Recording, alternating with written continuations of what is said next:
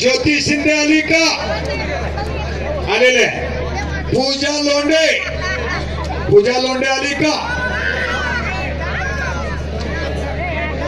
आणि पैलवान संजय शामराव मोठे यांच्याकडून 11,000 रुपये इनामाची कुस्ती लागते. संजय शामराव मोठे जरा कुस्ती.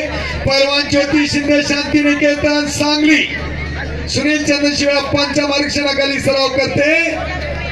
आणि सोलापूर जिल्ह्यातील ही महिला कुस्तीपटू आहे आणि एका केस करणाऱ्या माणसाची ही कन्या आहे. आणि पूजा लोंढे बस्तवडे लोंढे